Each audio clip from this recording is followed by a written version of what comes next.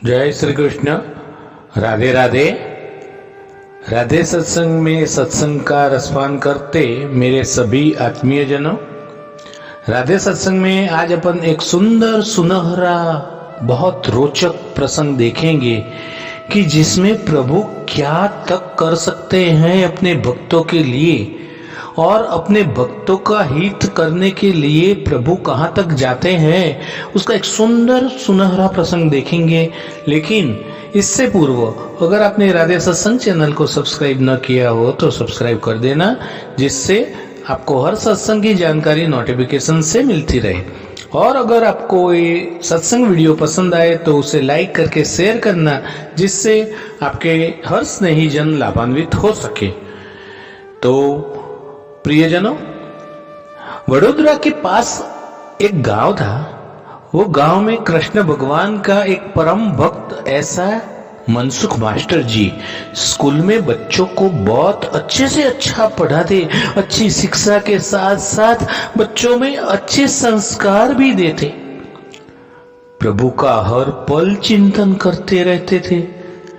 ऐसे मनसुख मास्टर जी हर पूनम को डाकोर जाते, ठाकुर जी के दर्शन के लिए वहां जाते। स्कूल में उन्होंने बच्चों को इतने होशियार बना दिए थे कि जिस दिन मास्टर जी ठाकुर जी के दर्शन के लिए जाते, उस दिन कोई एक बच्चा स्कूल के सभी विद्यार्थियों को बहुत अच्छी तरह से पढ़ाता और इसी प्रकार अच्छी तरह से स्कूल की नौकरी और ठाकुर जी की भक्ति, इस तरह से मनसुख मास्टर जी का जीवन चल रहा था।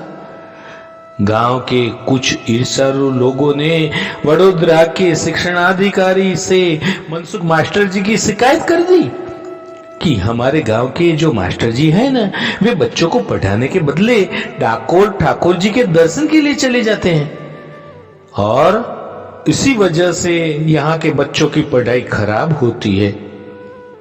2 बार जांच करने के लिए शिक्षणाधिकारी की ऑफिस से कुछ साहब आए, पर उस दिन पूनम न होने के कारण मनसुख मास्टर जी स्कूल में हाजिर ही थे और स्कूल की प्रार्थना और बच्चों की पढ़ाई और संस्कार देखकर जांच अधिकारी तो बहुत खुश हुए और इनाम के रूप में पगार भी उनका बढ़ाते गए।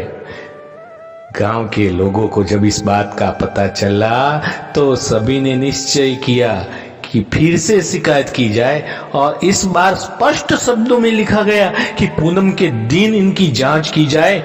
और ऐसा लिखा गया जिससे मास्टर जी हाथों हाथ पकड़े जाए। और इस बार तो शिक्षणाधिकारी स्वयं जांच के लिए आए और इस पर उनकी फरियाद में जोर दिया गया। पूनम के दिन सुबह की पहली ट्रेन और मास्टर जी डाकोर ठाकुर जी के दर्शन के लिए निकल गए। दूसरी ओर ठीक 11 बजे स्कूल में जांच के लिए शिक्षणाधिकारी साहब गांव में आए।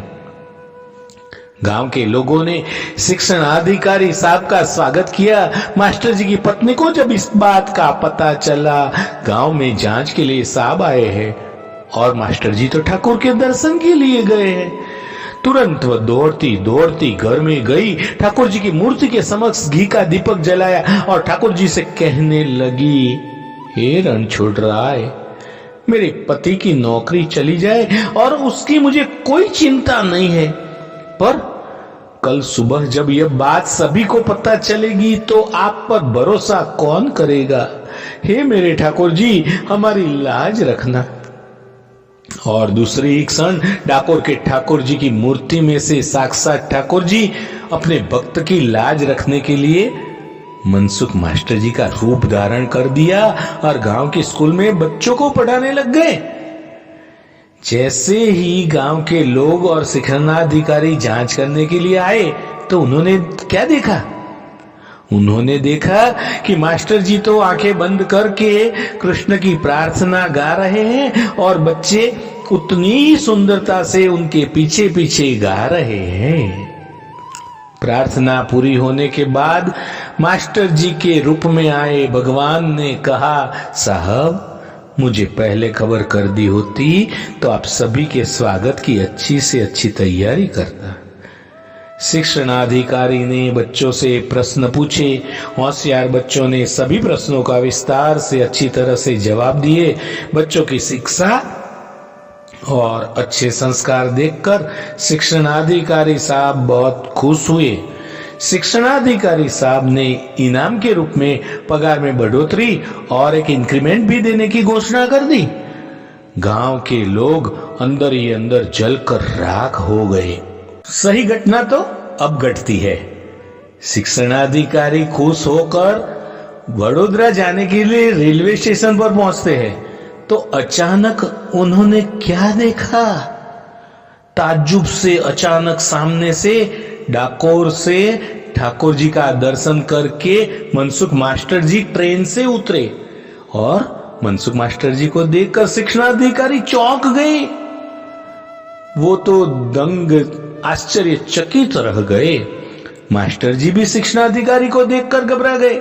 घबराते हुए कहने लगे कि साहब, मुझे अगर पता होता कि आज आप आने वाले हैं तो मैं डाकोर ठाकुर जी के दर्शन के लिए जाता ही नहीं।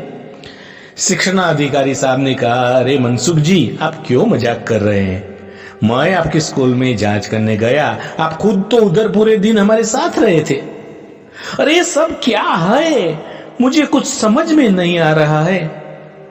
मनसुख मास्टर जी की आंखें भर आई और रोते रोते कहने लगे, साहब, मैं समझ गया। मेरे भगवान ने मेरी लाज रखने के लिए, मेरी नौकरी बचाने के लिए मेरे डाकोर के ठाकुर ने, कृष्ण भगवान ने मास्टर जी बनकर नौकरी की। मेरे ठाकुर को नौकरी करनी पड़ी। वाह मेरे ठाकुर जी, भक्तों के लिए आप कितने रूप धारण करते हैं, उनका कितना काम करते हैं। शिक्षणाधिकारी और गांव के लोगों ने जब सारी वास्तविकता सुनी तो सभी की आंख में आंसू निकल पड़े। मनसुख मास्टर जी ने तुरंत एक कागज निकाला और उस पर अपना राजीनामा, इस्तीफा लिखकर शिक्षणाधिकारी को देते हुए बोले, मेरे बदले मेरे ठाकुर जी को नौकरी करनी पड़ी। ऐसी नौकरी मुझे नहीं चाहिए, मुझे ऐसी नौकरी नहीं करनी है। ऐसा करके उन्होंने इस्तीफा दे दिया। शिक्षणाधिकारी साहब ने, गांव के लोगों ने बहुत समझाया। गांव के लोग अपनी भूल पर पछताने लगे, मास्टर जी से माफी मांगने लगे। मास्टर जी स्कूल में गए।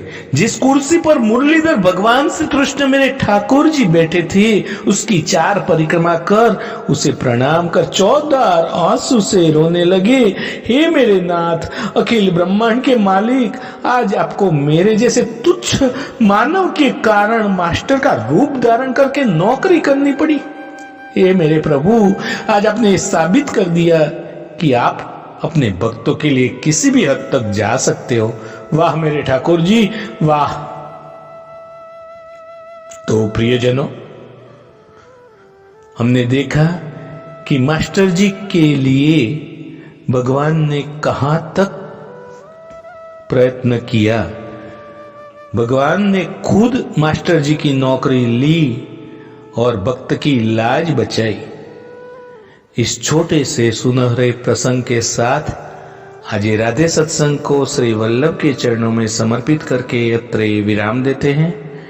फिर मिलेंगे राधे सत्संग में नए सत्संग के साथ। लेकिन इससे पूर्व अगर आपने राधे सत्संग चैनल को सब्सक्राइब न किया हो तो कर देना, जिससे आपको हर सत्संग की जानकारी नोटिफिकेशन से मिलती रहे। और अगर आपको ये सत्संग प्रसंग पसंद आए तो वीडियो लाइक करके शेयर करना, जिससे आपके अन्य स्नेहीजन भी लाभान्वित हो सके। जय श्री कृष्ण। राधे राधे।